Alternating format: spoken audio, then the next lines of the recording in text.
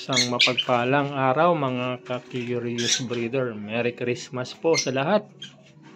Yan, ako po ay masaya dahil nakuha ko na ulit yung aking mga minamahal na alaga.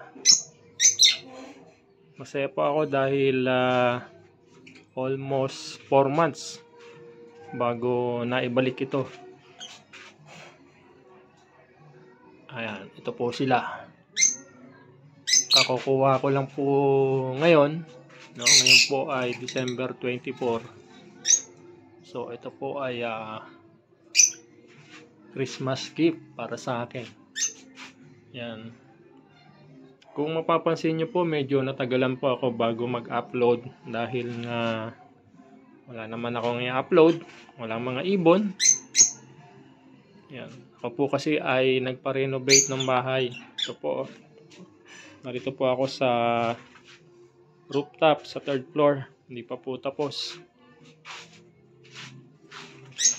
Temporary ay dito muna sila sa kwarto dahil wala pa namang gumagawa. Next year na ulit ang paggawa. Yan, meron ako ritong maliit na space sa harapan. Dito ko sila ilalagay. Yan, may mga tanim ako ron.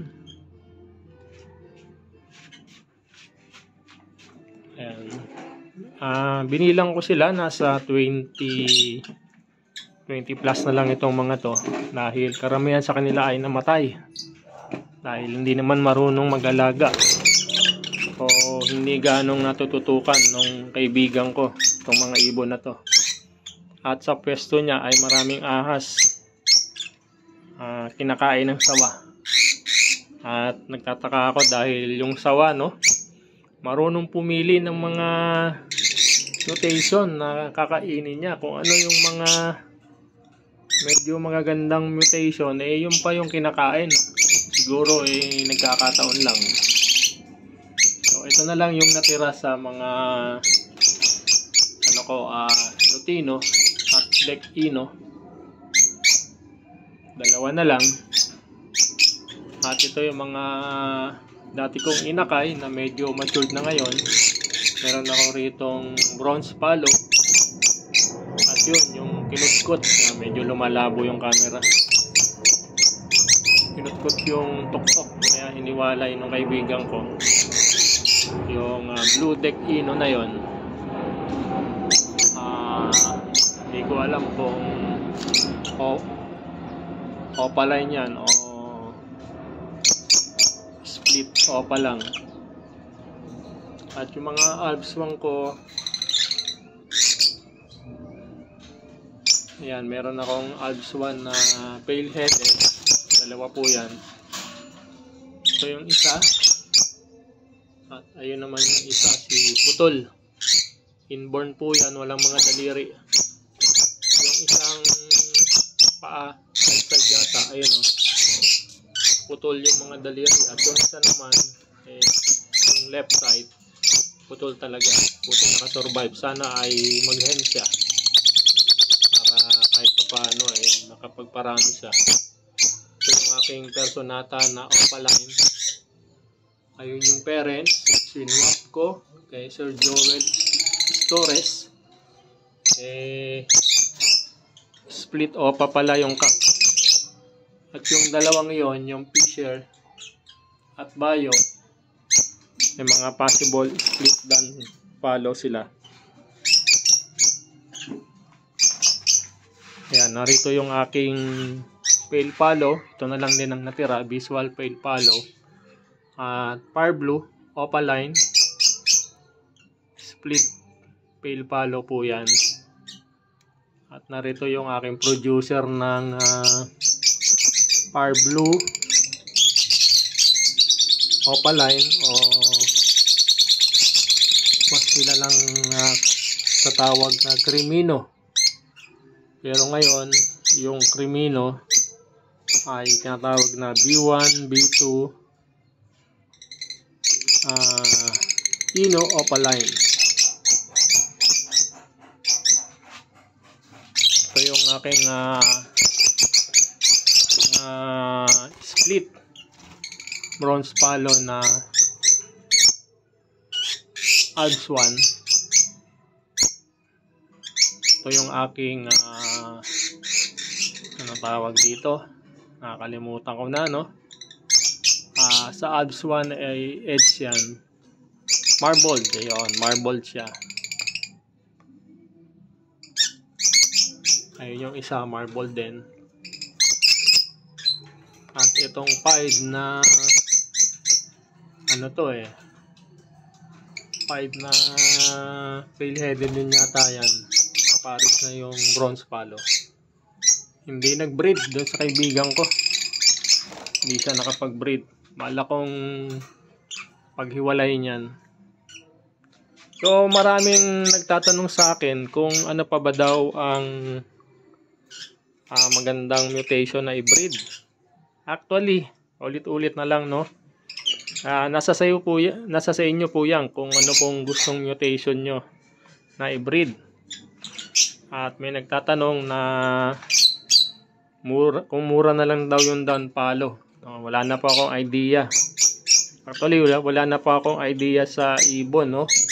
Lalo na sa pricing dahil sabi nga nila bagsak presyo na yung mga value ng mga alaga nating ibon. Kaya yung iba ay nagki-quit na. At lalong-lalo ngayong Pasko, siguro pinamimigay na lang o pinangre-regalo. So, sabi ko nga, kung hobby mo talaga yung pag-iibon, kahit anong bagsak ng presyo ng ibon sa market, kahit pa paano, mag-iiwan ka pa rin, no? Hindi ka totally na mag-quit. Ako, pinag-isipan ko rin yan, pero mas nanaig sa akin yung kasi talagang mahilig akong mag-alaga, no?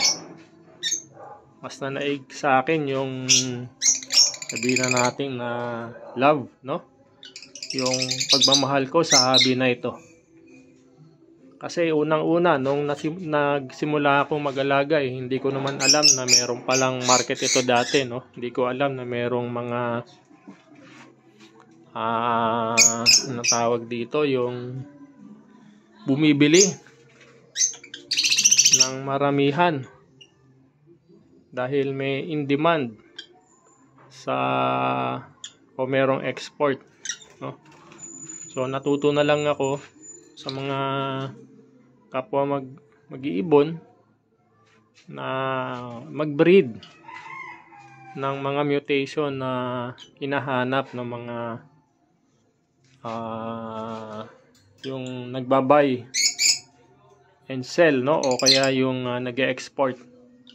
Dati-rati masaya na ako makapagpaanak, tapos may bibili sa akin na yung ang lutino ko dati binibili lang sa akin ng 250, 300, no? Wala pa akong idea na meron palang market yon, at saka sa presyo.